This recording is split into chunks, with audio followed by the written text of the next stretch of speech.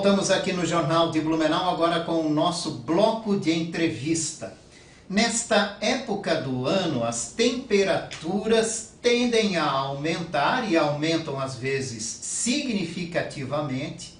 Os compromissos mudam e a gente ganha um tempinho a mais com as crianças. Mas é preciso ficar atento com ações de prevenção a doenças mais comuns com a alta da temperatura. Para falar sobre os cuidados com as crianças no verão, eu converso com o pediatra Mário Celso Schmidt. Doutor Mário, obrigado pela participação. Olá, Jorge. Boa noite. Foi um prazer sempre vir falar com você aqui na Galega. À vontade. Doutor, nessa época de final de ano, início de um ano novo, tal, as pessoas vão para as férias, todo mundo, as crianças, os pais, os tios, a família, as pessoas querem relaxar um pouquinho, se divertir. Mas é uma época em que a gente registra muitas doenças também, né? Principalmente no público infantil. Quais são as ocorrências mais comuns? São muitas, Jorge, porque, como você bem falou, o verão é uma época em que as pessoas saem mais do ambiente familiar, do ambiente domiciliar, como você falou, para passeios, para praia, para clubes de campo, enfim. E as crianças ficam mais soltas, mais livres para correr, pular, brincar, o que em parte é bom, mas há necessidade de ter algumas noções de cuidados com as crianças, né? Hoje a gente fala em injúria física, a gente não fala mais que a criança caiu, que a criança queimou-se, que a criança cortou-se, enfim, a gente fala em injúria física. Por quê? Porque aquela noção de a criança caiu do sofá, ou tropeçou no gramado correndo, bateu a cabeça no chão. Se falava em acidente. Ora, acidente é uma coisa imprevisível. E injúria física é uma coisa previsível, né? Então, se eu tenho um menino correndo descalço na areia, eu sei que ele vai machucar o pezinho dele. Eu tenho que ensiná-lo a botar um sapato no pé para poder correr na areia, para não se machucar. E é importante esse não se machucar, né? Bem antigamente, quando a criança se machucava, o pai ainda ralhava para ele ficar mais atento.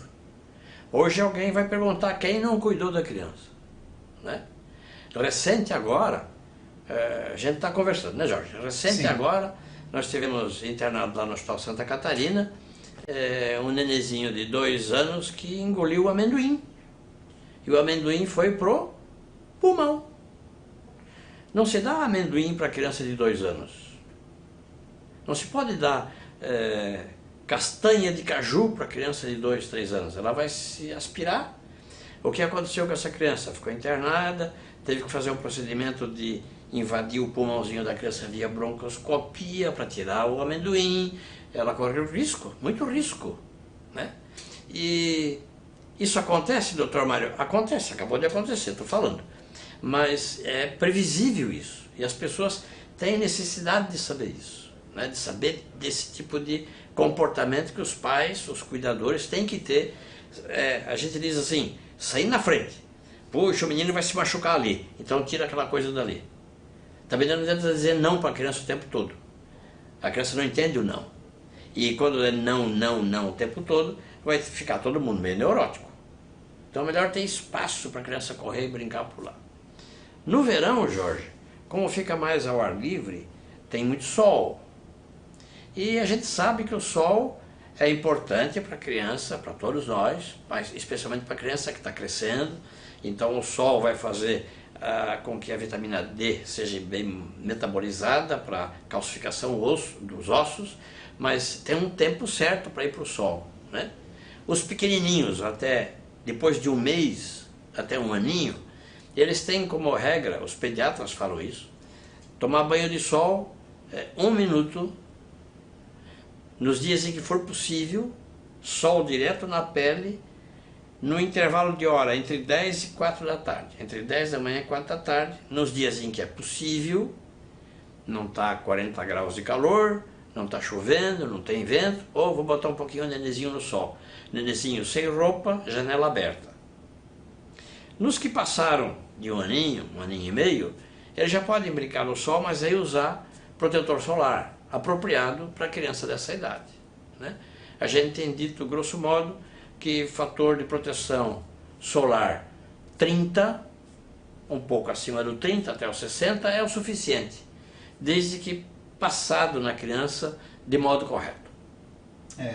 E repetidamente ser passado na criança, né? Depende, se a criança, aquela que mergulha e sai da piscina, mergulha e sai da piscina, sim, tem que fazer com mais frequência. Ou naquela criança que tem muita sudorese, criança que sua muito, também tem que passar um pouco mais. Normalmente se passa a cada 2 horas, é o suficiente, né? E procurar usar protetor solar que cause menos alergia na pele da criança. Tem alguns que causam alergia, então, para saber como é que isso acontece, a mãe passa um pouquinho do protetor solar numa parte da pele, na mãozinha da criança, e vê o que acontece. Se não tem reação nenhuma, então aquele protetor solar está bem indicado.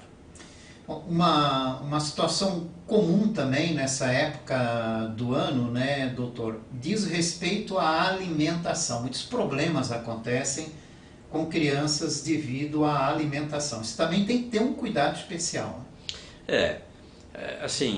A alimentação no verão se deteriora mais, estraga mais. Imagina a família na praia, a praia com população dobrada ou triplicada, né? Eu brinco no consultório assim, que às vezes você chega no restaurante da praia, não vou dizer qual restaurante, qualquer um, né? Aquele volume de gente, de turista, eu acho que não dá nem tempo de lavar prato. E daí fica uma coisa meio promíscua, né? Então tem que tomar um pouco de cuidado no ambiente que vai frequentar, no tipo de alimento que vai consumir, né? No verão é muito importante que a criança receba muita água, muito líquido, né? Evitando nesse líquido refrigerantes, líquidos artificiais, né? Mas água, suco natural de frutas, isso hidrata a criança e mantém ela bem, né? Os alimentos deteriorados, que a gente corre o risco de consumir, acabam causando as diarreias, os vômitos, que hoje se fala muito em virose. A mãe chega no consultório: doutor, teve virose no passado. O que é virose, senhora?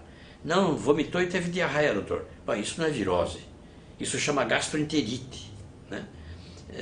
Os pediatras estão falando muito em virose. Então as mães chegam assim: ah, doutor, pediatra só fala virose, é tudo virose.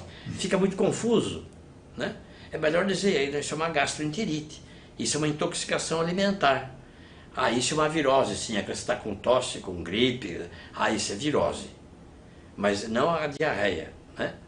Então, a criança com diarreia e com vômito tem necessidade de receber muito líquido, eventualmente o soro caseiro. É fácil de fazer o soro caseiro, posso dizer? Pode, deve.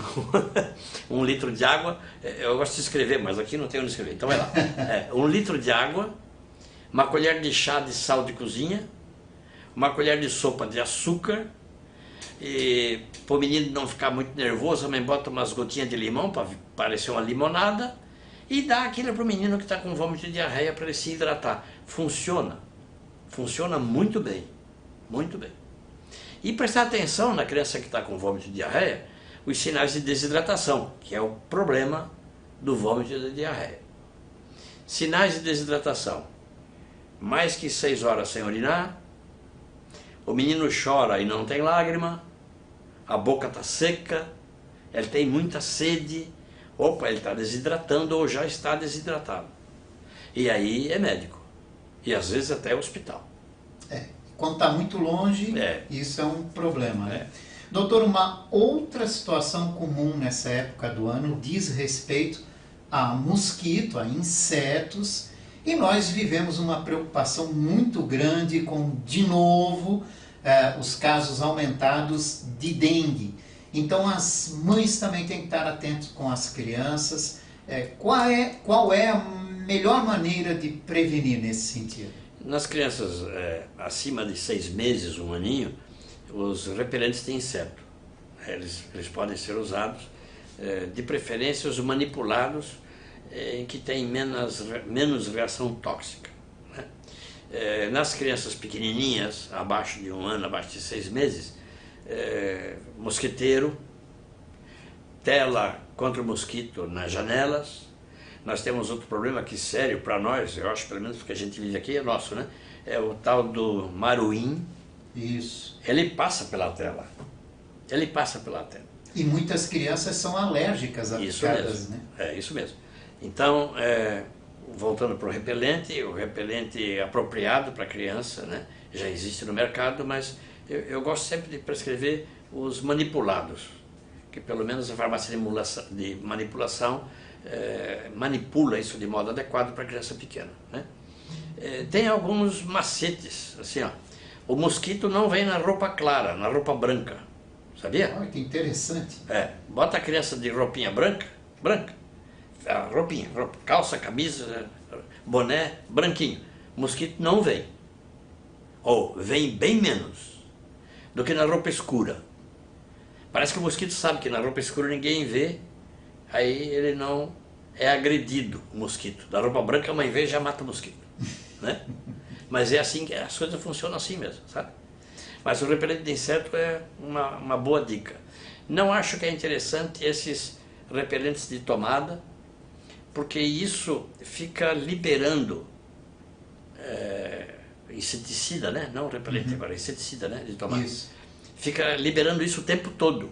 Isso às vezes é meio tóxico, e nas crianças que têm bronquite ou asma, etc., isso pode desencadear crise de bronquite e asma. Então é bom ficar atento e sempre falar com um profissional médico, né, doutor? A criança, Jorge, nós estamos vivendo um momento assim meio errático, eu acho. As crianças têm que ter o seu pediatra de confiança. Eu tenho dito isso no hospital, quando interna a criança no hospital: quem é o seu pediatra? Ah, doutor, eu vou no pronto-socorro. Pronto-socorro, na verdade, não é lugar para atender criança. Claro, existem situações que é pronto-socorro. O Hospital Albert Einstein em São Paulo, que atende lá, eles têm um pronto-socorro infantil, eles fizeram situações em que a criança tem que ser levada a pronto-socorro. 10 situações. Só 10. Bateu a cabeça, está em coma, convulsão, quebrou o braço, cortou a testa. Não é menino com febre. O menino com febre tem que ir no pediatra dele. E o pediatra acaba sendo o médico de confiança daquela família, porque a relação é mais intensa, mais pessoal, do que levar o menino no pronto-socorro. O que acontece no pronto-socorro? Entupido de gente, muitas vezes, os médicos sobrecarregados de tarefa, às vezes acaba passando uma criança mais grave, porque o doutor já está cansado, não conseguiu ver direito. Então, há necessidade dos pais, das crianças, começarem a levar as crianças nos consultórios dos pediatras. É o lugar ideal para consultar, para acompanhar o desenvolvimento da criança. Num congresso de pediatria em Natal, Jorge, a gente ganhou lá, os pediatras que estavam lá, eu estava lá, nós ganhamos uma camiseta. E na camiseta estava escrito: eu, pediatra, cuidando do futuro do Brasil. A criança é o futuro. Ela tem que ser bem cuidada, para não viver o que a gente eventualmente está vivendo hoje, né? Exato. É isso, né? Doutor, quero agradecer a participação do senhor aqui no Jornal do Mundo. Eu agradeço, Jorge. Muito obrigado.